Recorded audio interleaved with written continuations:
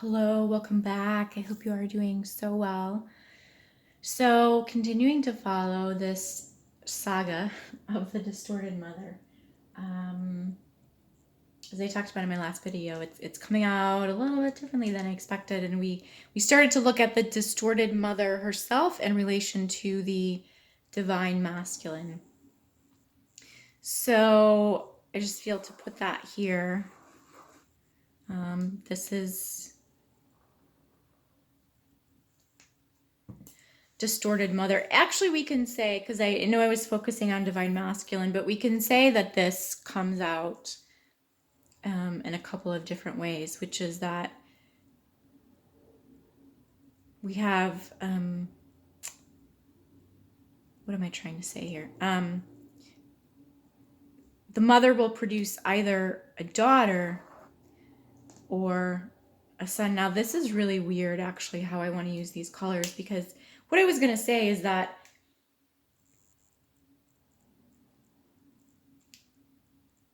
the mother carries this distorted, it's the distorted mother code, but really it comes out as distorted divine masculine then. So the daughter does carry it as well as the son. And I talked about it at the end of the last video, but this plays out a bit differently. This plays out through a female body, through the divine feminine, as needing this intense connection with a masculine energy. And I don't know why I'm sure it'll become more clear why I'm using these colors in this way.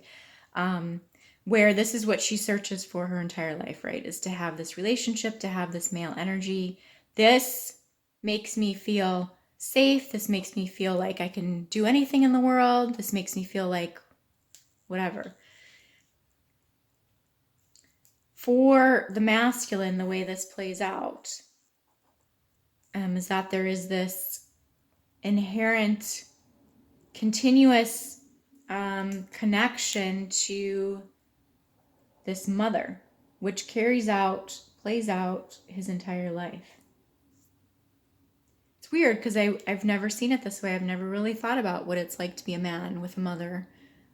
Always kind of hanging over the head like that. But what this is reminding me of now is, okay, where I first started the very first video I was trying to do the other day, talking about miscreation.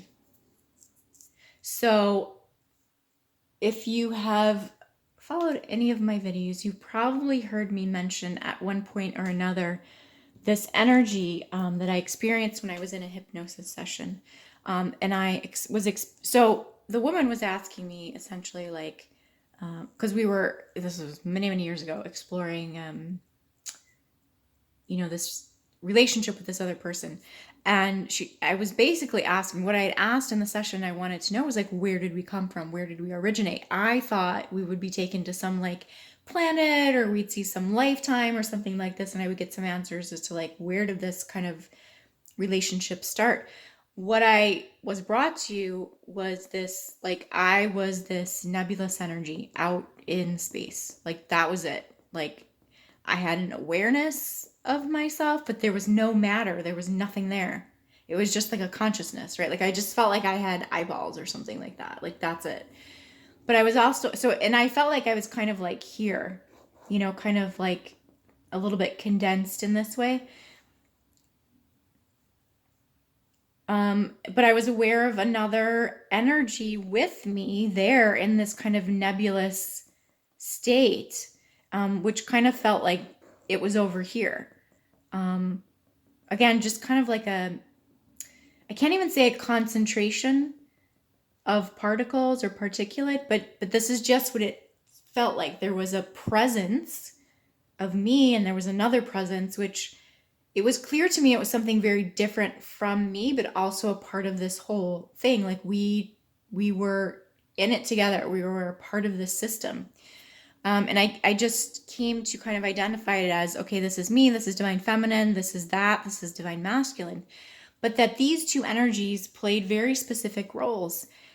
and started to understand me as this consciousness, as the perceiver, because the facilitator of the session said, well, what's there? And I was like, there's nothing here. And she said, well, how do you get what you need? And I said, well, we have to create it. We just create. So I became aware that I was acting as the perceiver, right? We could say the perceiver of this void space. There's nothing there. We need something. We need to create something. We need to create what we need, right? And that after we created, this energy was the one that was observing the creation, right? So I started to call this like the observer witness position. This, and I think maybe I incorrectly labeled this energy as myself as the creator, because I never actually felt the creation process.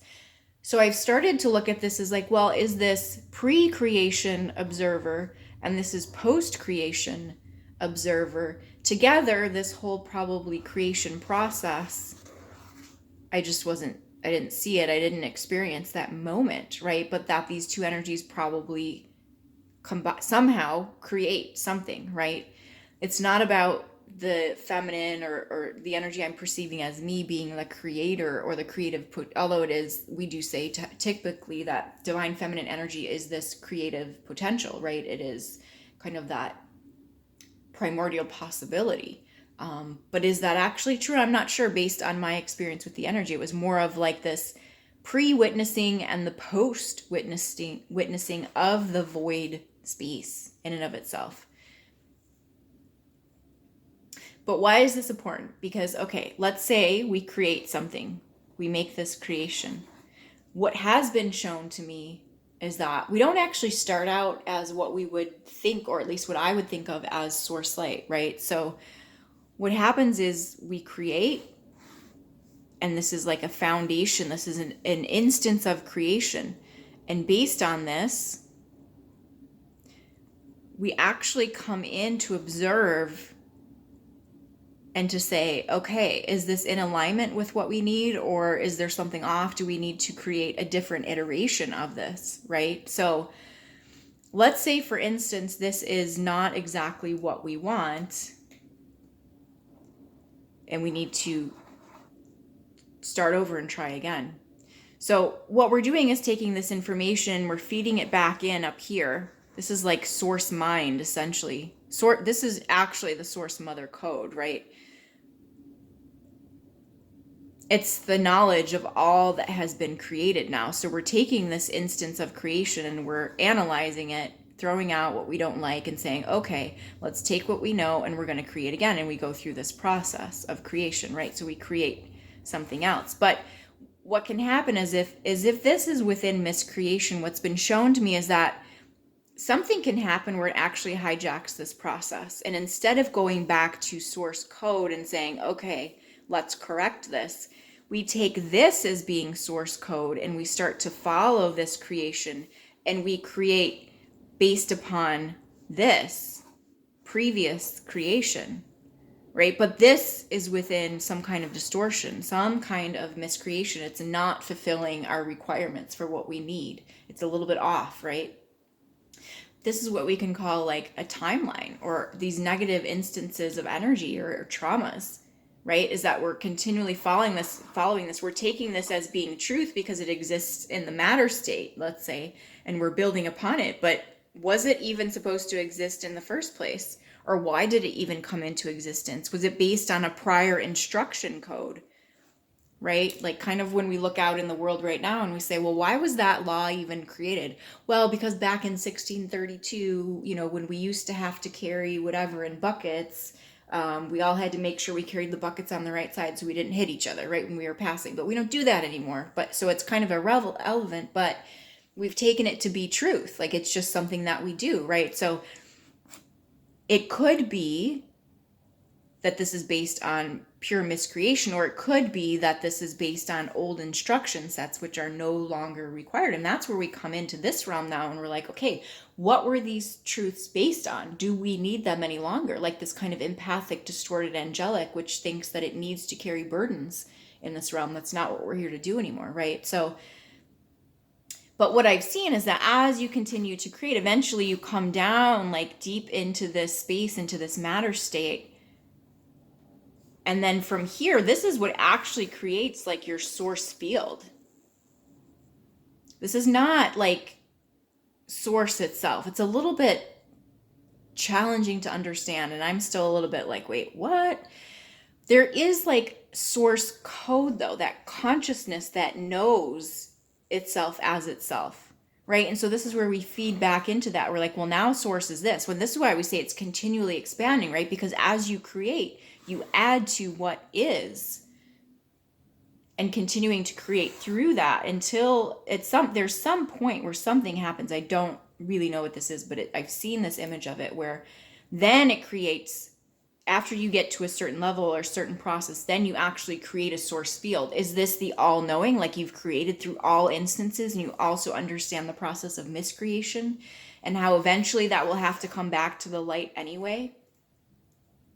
Because eventually, if we are creating within miscreation, we're creating then through less and less light, because we're not going back to the original source code, which eventually is all darkness, which eventually is what we would call this demon, right? Like that's what I always say. Demon is like no connection to the light whatsoever.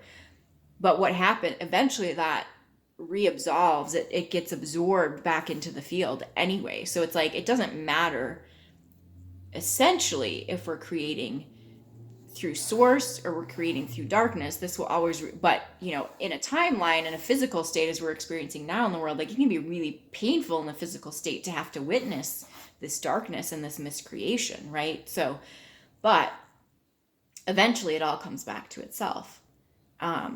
So why did we come over here? We started talking about, yeah, because this is what I was talking, okay, this distorted divine masculine seed tone, right? That's what this is. When we create based on distortion, and not in this physical realm, this is in the birthing process in this world, in this physical realm. This is actually what we're wanting to take out. This seed tone that we all get by virtue of being born through a human body now. It's like in the DNA, in the lineage. Again, how do we come out of that? I spoke of that in the last video, which is about a feminine needing to realize she doesn't actually need the physical presence of a man in her life to survive. That's hooking into this distorted mother code, right? It may be not like, not saying we're not supposed to have that. We are absolutely supposed to have that. But that need is where you get stuck, because that is saying, I need something else to see over my field, to see over my energy, to oversee, to be the guardian of my energy. Essentially what we're calling in is that distorted overseer, that distorted guardian, that distorted mother code. And so this is what I was referencing here. Again, when the masculine cannot see this clearly, what's going on with his mother, he continues in his life to, and really it is, right, procreate essentially too. Like if you have children, you will continue to create children who are tied to distorted mother. So it's important to see this and to understand how to break out of it. And really, as I said, the way we break out of it is just to see it and understand how it's playing out in our lives, and then to say no to that energy. When we say no to this energy, it forces the mother to look at it as well. She has to face her own stuff, right? And this is where we get the mothers, right? It's like, oh, my mother, she can just say that one thing. It makes me feel so guilty. If I say one thing to her, like she goes off crying and I feel so guilty. It's like I can't get out of this cycle with them. And we all experience it, whether we are women or men, right? But it tends to play out a little bit differently in our lives when we go off on our own, right? Again, the woman thinks she needs the man. She doesn't realize, she thinks she's asking for the man. She's actually asking for the distorted mother code. The man goes off on his own and perhaps, you know, gets involved in a relationship too. But what happens, it's like that mother doesn't want to be replaced by the daughter or the woman he's taking as a wife, right? She sees that as a threat. And so then we get that kind of mother-in-law energy that comes up, right? Now it's not about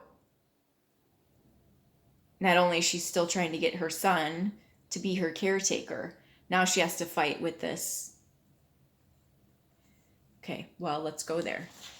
Because if the masculine, right, starts a relationship with a woman, let's say this is, okay, union, right? But any relationship, the mother suddenly says, oh my God, no, this belongs to me. And you're trying to take him and go off with him. Who's going to take care of me now? Because what's going to happen is you're going to have your own family and your own stuff to take care of, right? So she starts to throw all this guilt over this way.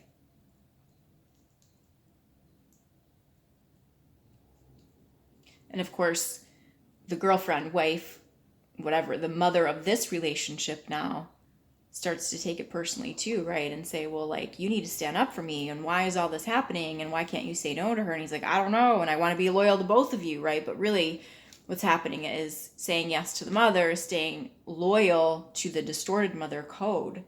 Although in a lot of instances, probably the woman in the relationship holds into this code as well, because she's saying, hey, I need you to just be here for me, right? So we can see how this crazy ass cycle starts to perpetuate over and over and over again. And this is sometimes where we need that, sorry for bumping that, complete splitting out in order to see this and understand it. And for twins, a lot of times it's like, well, we got to like root out this distorted masculine. No, you need to see it in your own self, where this is playing out in your life in relation to distorted mother, in relation to you saying you want something to take care of your energy in your field. You think you're saying yes to the physical man. What you're actually saying yes to is the controlling energy in this world.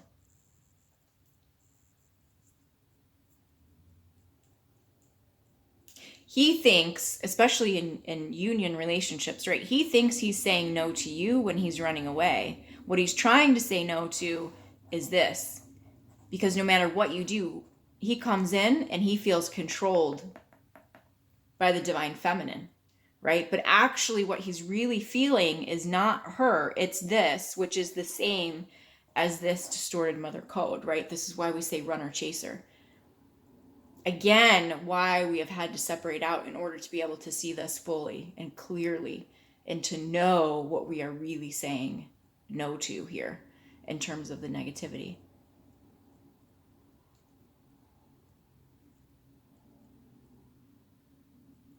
So, especially for the masculine, it's going to be much more challenging when he comes into a relationship and he starts to feel all these things flowing up inside of him.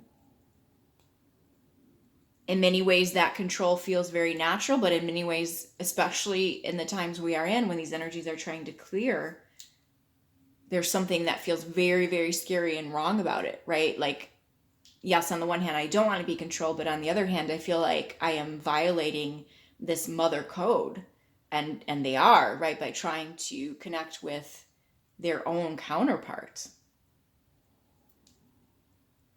So, all part of a greater picture of what is happening here.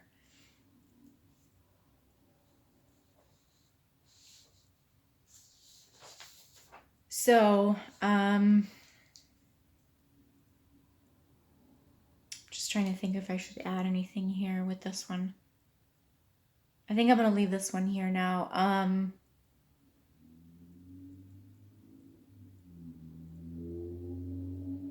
Yeah, I think this is good here. We'll see where we pick up on the next one. Okay. Thank you so much, as always, for being here. I always appreciate you lending your energy to this work. It's very, very helpful. I hope this was insightful and clarifying in some ways. Okay, as always, have a wonderful, wonderful rest of your day. Take good care. We'll talk soon.